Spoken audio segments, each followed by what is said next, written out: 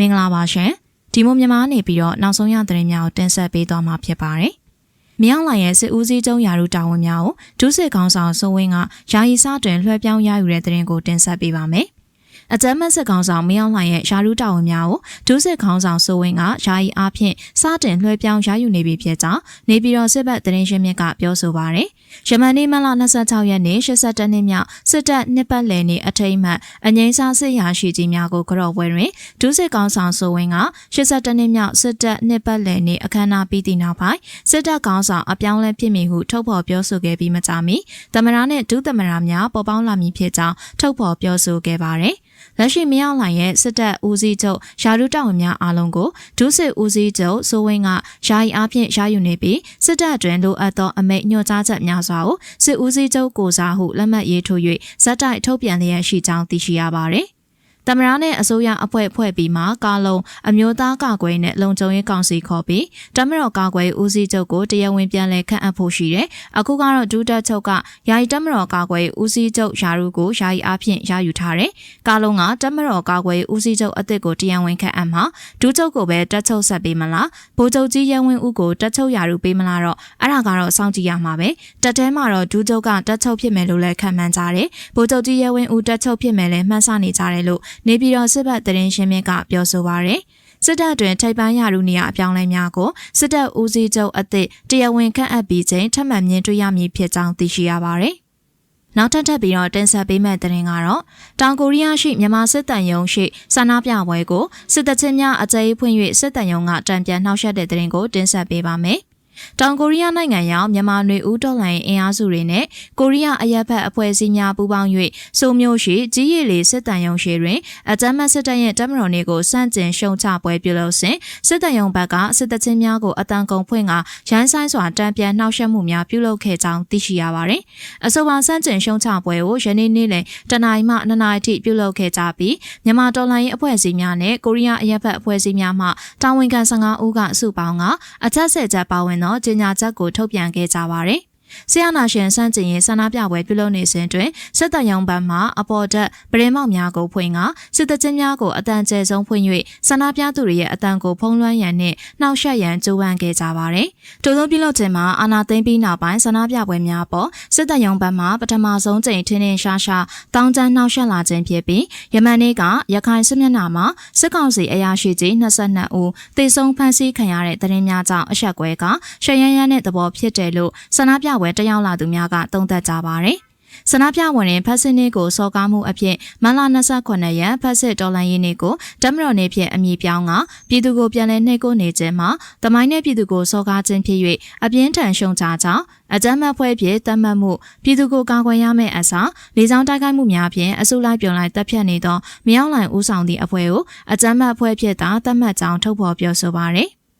ရင်းပြင်စစ်တပ်ကစစ်ရာဇဝတ်မှုများကျူးလွန်မှုဖြင့်စာတင်ကြောင်းစစ်ရုံနဲ့ဘာသာရေးအဆောက်အများကိုပုံကျဲခြင်းစစ်ကြောရေးတွင်ညှဉ်းပန်းနှိပ်စက်ခြင်းနဲ့လိမ်မိုင်းဆိုင်ရာစော်ကားခြင်းတို့မှာဂျနီဗာကွန်ဗန်းရှင်းကိုပြောင်းပြောင်းတင်းတင်းချိုးဖောက်နေတဲ့စစ်ရာဇဝတ်မှုများဖြစ်ကြောင်းလူသားမျိုးနွယ်ပေါ်ကျူးလွန်တဲ့ရာဇဝတ်မှုများဖြစ်သောနေအိမ်များကိုမီးရှို့ခြင်းစားနပ်ရိက္ခာနဲ့ဆေးဝါးများကိုပိတ်ပင်ကပြည်သူများကိုငတ်မွတ်အောင်ပြုလုပ်ခြင်းမှာစစ်တပ်ကလူသားမျိုးနွယ်အပေါ်ရာဇဝတ်မှုကျူးလွန်မှုများကြောင့်ဆန္ဒပြပွဲမှာထုတ်ဖော်ပြောဆိုပါရယ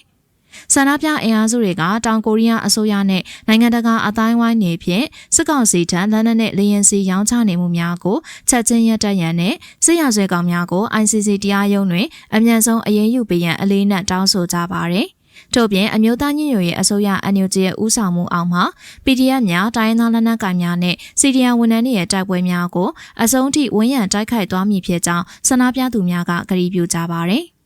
နောက်ထပ်ပြီးတော့တင်ဆက်ပေးခြင်းတဲ့တင်ကတော့73စီစေးနှုံးများ1လီတာလျင်အနည်းဆုံး800မှ1300နီးပါးအထိစံချိန်တင်ထိုးတက်သွားပြီးရှင်များကိုအင်ဂျင်ပါဝါအလိုက်စီများကန်တက်ပြီးစုံမစနစ်လုံးဝမပယ်ဖြတ်တဲ့တင်ကိုတင်ဆက်ပေးပါမယ်ပြည်တွင်း73စီဈေးကွက်တွင်တရက်အတွင်းစီဈေးနှုန်းများမှာ1လီတာလျင်အနည်းဆုံးငွေကျပ်800မှငွေကျပ်1300နီးပါးထိစံချိန်တင်မြင့်တက်သွားခဲ့ပြီးနောက်မလ29ရက်နေ့မှစတင်ကရှင်မျိုးစားနဲ့အင်ဂျင်ပါဝါအလိုက်စီများကိုကန့်သက်ရောင်းချမည်ဖြစ်ကြောင်းစစ်တပ်ကကြေညာပါရယ်ရခင်ကျင်းသုံးခဲ့တဲ့စုံမစနစ်ကိုလည်းလုံးဝပယ်ဖြတ်ခြင်းမရှိဘဲဆက်လက်ပြီးတော့ကျင်းသုံးသွားမှာဖြစ်ကြောင်းလည်းသိရှိရပါရယ်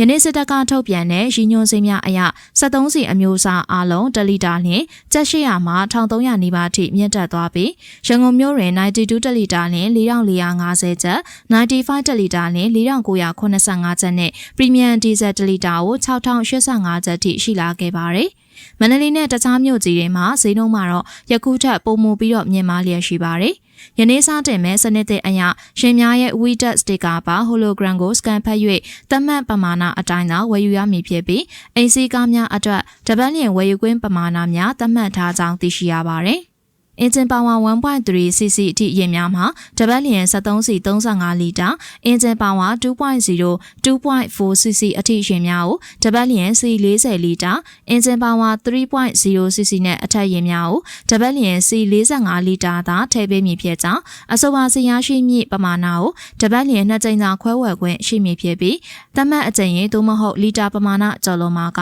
ထို့အပတ်တွင်ထပ်မံဖြည့်တင်းခွင့်ရရှိမည်မဟုတ်ကြောင်းသိရှိရပါသည်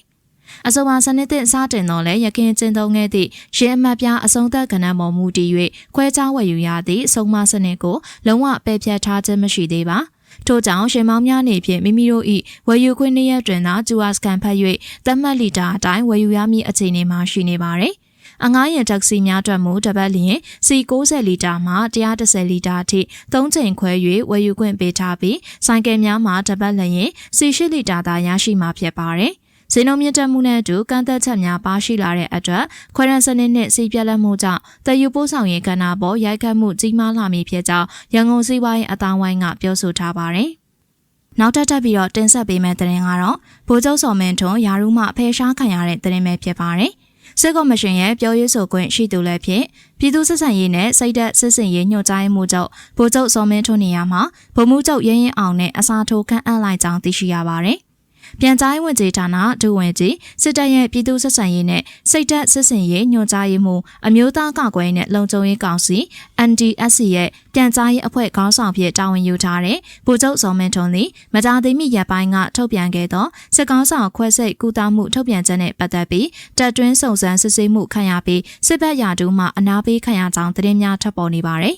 အရေးကြီးသောတပ်မတော်နှင့်ဂုဏ်ပြုညသာစားပွဲသို့ဗိုလ်ချုပ်စော်မင်းထွန်းတက်ရောက်ခဲ့ခြင်းမရှိသလိုဒုဗိုလ်ချုပ်မှုကြီးစိုးဝင်းဦးဆောင်ပြုလုပ်သောအငြိမ်းစားစစ်ဗိုလ်ချုပ်များအားကြော့ပွဲကိုလည်းတက်ရောက်ခဲ့ခြင်းမရှိပါဘူး။ဒါပေမဲ့စစ်ကော်မရှင်ပြန်ကြားရေးဝန်ကြီးဌာနကတရားဝင်ထုတ်ပြန်ထားသည့်ဒုဝန်ကြီးစည်ရင်နဲ့ကာလုံသတင်းထုတ်ပြန်ရေးအဖွဲ့ခေါင်းဆောင်နေရာတွေမူဗိုလ်ချုပ်စော်မင်းထွန်းကိုယခုချိန်ထိရေးသားဖော်ပြထားဆဲဖြစ်ပါတယ်။နေပြည်တော်နဲ့နေဆက်တဲ့သတင်းရင်းမြစ်တချို့ကဗိုလ်ချုပ်စော်မင်းထွန်းအားစစ်တပ်အရန်အင်အားတို့ပို့လိုက်နိုင်ကြောင်းနှင့်ဧပြီလဆန်းတွင်ဖွဲ့စည်းမည့်အမည်ခံအစိုးရတပ်ဖွဲ့၌ပြန်ကြားရေးဝန်ကြီးဖြစ်မဖြစ်ဆိုသည်ကိုမူစောင့်ကြည့်ရမည်ဖြစ်ကြောင်းဆိုကြပါသည်စစ်ကော်မရှင်သတင်းများ၌ဗိုလ်ချုပ်စော်မင်းထွန်းနေရာအစားထိုးဝင်ရောက်လာသူဗိုလ်မှူးချုပ်ရဲရင်အောင်က82နှစ်မြောက်တပ်မတော်နှင့်ဂုဏ်ပြုစစ်ချီတပ်ချင်းစစ်တီတေးတပ်ချင်းကြပြနှင့်ဝတ္ထုစာမှုပြိုင်ပွဲ၌ဆုရရှိသူများကိုဂုဏ်ပြုဆုနှင့်မှတ်တမ်းလွှာများပေးအပ်ချီးမြှင့်ခဲ့ကြောင်းဖော်ပြထားပါသည်